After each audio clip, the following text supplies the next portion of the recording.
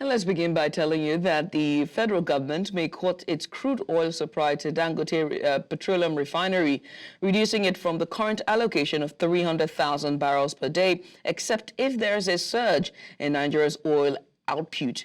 This reduction is expected to take place as part of adjustments under the government's Naira-for-crude initiative following the coming on stream of the Warri and Port Harcourt refineries. Both refineries currently operate at a combined capacity of about 135,000 barrels per litre. The plants, managed by the Nigerian National Petroleum Company Limited, commenced operations recently after years of neglect by successive governments preferring fuel imports. It was gathered that the planned reduction of crude to the Dangote Refinery was also predicated on the necessity to ensure a sufficient supply of crude oil to all refineries.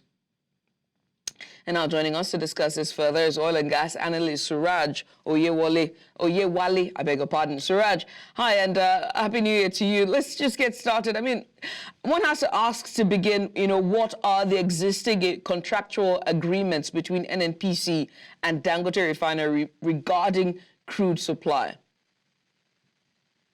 Thanks so much, Judith, and compliments of the season to you. You all know that oil and gas industry is quite important to the country, and the government tries as much as possible to, just to guide it, to protect it, to enter into negotiations and agreements with players in the industry, just to advance the country's energy security. And it is in furtherance of that the government of Nigeria decided to enter into some form of contract with refineries, especially the Dangote Refinery, which is the biggest local refinery we have at the moment. Some sort of because ordinarily the currency of the oil and gas industry, especially the upstream industry, is dollar, because the transactions, because it's an international commodity. Transactions are concluded in dollars. Sellers and buyers have to agree contracts in dollars. But in this case, we have a situation in which the players are both local. We have NNPC being the government eye in industry, a local company. And we also have Dangote Refinery, which is also a local company. The government are saying that, rather than having to go and source the dollar to pay for the crude supply from NNPC, allow me to pay, allow me to pay in Naira, so that the burden on FX, imagine the volume of dollar you have needed to purchase crude supply that you need to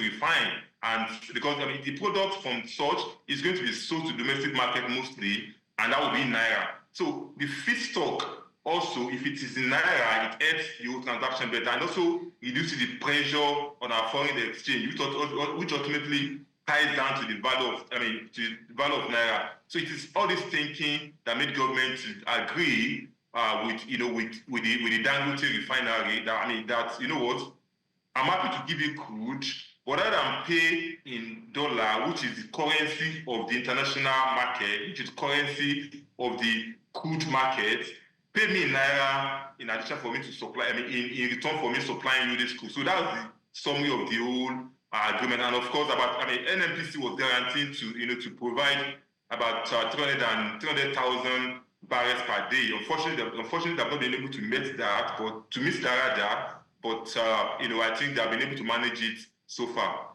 Right. And at this point, one has to, ask about Dangote Refinery's operations. If a reduction were to happen in their crude supply from NNPC, how would it impact Dangote Refinery's operations and production? And what then would now be their alternative, crude supply sources if, Dangote were to explore other sources to mitigate potential disruptions?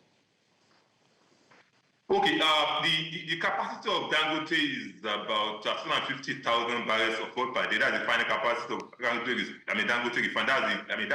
If it's operating at full capacity, that's how much it needs.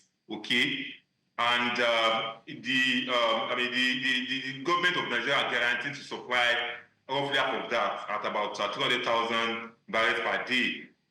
So even at that, even that crude supply is unable, is to meet the requirements of Dangote on daily basis, operating at full capacity.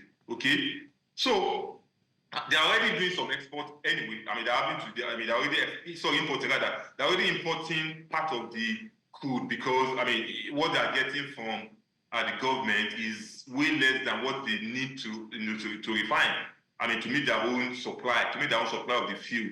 Okay, so alternatives available to them include, first, of course, they may have to ramp up their own imports, so they have to import crude more so that they can, meet their own consumption target, their own refining target. Then the other alternative is maybe to go into partnership or some sort of contract with local suppliers, the likes of international oil companies and other independent producers. If they could also help to make up for the shortfall in the supply from NNPC. Those are the alternatives to them. Local supply from known NNPC sources or ramping up their imports of crude oil. And lastly, we have to talk about, when it comes to mediating or solving or resolving potential, conflicts or disputes or issues from this. What are the regulatory bodies, what are their roles, such as the Nigerian Midstream and Downstream Petroleum Regulatory Authority? How can they play in resolving any potential dispute or issues related to crude supply for Dangote refineries? Okay, like you rightly stated, there might be some potential issues from this because even at the moment, there have been some sort of disagreement between NNPC and the Dangote Refinery even within this contract. Far back November last year, one of the executives of Dangote Refinery was in the media saying that even Dangote was not able to, NNPC was not able to meet the 200,000 barrels per day contractual obligations, to supply to the market, to them. So there's been some sort of issue. In the contract. Even before now, that supply is even going to reduce further. Of course, the regulator for this, the Nigerian Midstream and Downstream Petroleum Regulatory Authority, NMDPRA. Of course, they might have to step in, and they are not primarily set up to mediate in matters of dispute. Their own mandate is essentially to ensure that the provisions of the laws are followed in the operations of the midstream and downstream oil and gas sector, to make sure that standards are met, quality control, monitoring, and all of these things are the primary functions of the regulator. But here we are talking about two big players having some issues, so definitely the regulator may have to step in and ultimately we have to probably call them to the table, discuss what the issues are, maybe even join part of the negotiating team with other producers, so that the shortfall in supply could be met by other producers, maybe independent producers, or international companies could also make up for the shortfall. These are things that can be mediated and facilitated by the regulator. Well, we wait to see how this event will play out in the coming weeks or months. But Suraj, thank you so much for joining us. We appreciate you for doing this with us today.